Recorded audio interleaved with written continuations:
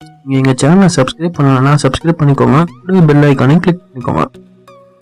வணக்கம் ஃப்ரெண்ட்ஸ், இன்றைக்கி நம்ம எதை பற்றி பார்க்க போகிறோம்னா OnePlus 6 அதோட ஸ்பெசிஃபிகேஷன் பற்றி தான் பார்க்க போகிறோம். நம்ம மோஸ்ட்லி வந்து இப்போ ரீசெண்டாக வந்து OnePlus 5T லான்ச் பண்ணாங்க.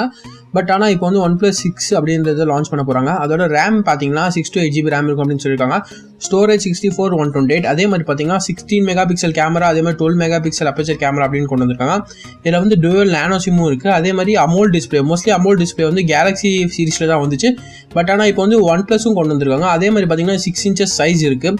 அதே மாதிரி ப்ராசஸர் பார்த்தீங்கன்னா அட்வான்ஸ் Snapdragon 845 ப்ராசஸர் யூஸ் பண்ணுறாங்க. அதே மாதிரி Adreno 450 யூஸ் பண்ணுறாங்க. ஸோ இது வந்து ஒரு அட்வான்ஸ் மொபைல் அப்படின்னு சொல்லலாம். 16 மெகா பிக்சல் டூவல் கேமரா இருக்குது. அதே மாதிரி ஐரிஸ் ஸ்கேனர் இருக்குது. ஐரிஸ் ஸ்கேனர் மோஸ்ட்லி ஐஃபோனில் மட்டும்தான் கிடைக்கும். பட் ஆனால் இதுலேயும் இப்போ கொண்டு வராங்க. அதே மாதிரி டூவல் கேமரா இதுவும் இருக்குது. அதே மாதிரி இன்பிரிண்ட் ஃபிங்கர் பிரிண்ட் சென்சார் ஸ்கேனர் இருக்குது. ஸோ இது ஒரு பெஸ்ட் ஃபீச்சர் அட்வான்ஸ் அப்படி சொல்லலாம். மேபி கொரில்லா கிளாஸ் இருக்கிறதுனால நீங்கள் ஃபோன் கீழே அப்படின்னா உடையவே உடையாது. மோஸ்ட்லி பார்த்தீங்கன்னா USB Type-C சார்ஜிங் இருக்குது. மோஸ்ட்லி ஜாஸ் சார்ஜிங்கிற ஒரு ஃபார்மேட்டு அந்த ஒரு இதை கொண்டு வந்தே OnePlus தான். ஸோ டேஷ் சார்ஜிங் இருக்கிறதுனால சீக்கிரமாகவே வந்து உங்கள் ஃபோன் வந்து சார்ஜ் ஆயிடும். நீங்கள் 1 ஹவரில் பார்த்தீங்கன்னா கிட்டத்தட்ட 70% வரைக்கும் சார்ஜ் ஆகிற ஃபோன்ஸ் பார்த்தீங்கன்னா இந்த OnePlus தான். ஓகேங்களா? அதே மாதிரி இதில் வந்து வீடியோ ரெக்கார்டிங் 4K வரைக்கும் பண்ணிக்கலாம். பெஸ்ட்டு குவாலிட்டி டிஸ்பிளே கொடுத்துருக்காங்க. அதே மாதிரி பார்த்தீங்கன்னா இதில் சென்சார்ஸ் வந்து ஏகப்பட்ட சென்சார்ஸ் கொடுத்துருக்காங்க. மேபி இது வந்து பார்த்தீங்கன்னா மோஸ்ட்லி ஆப்ரேட்டிங் சிஸ்டம் Android 8.1 ஓரியில் வரும்.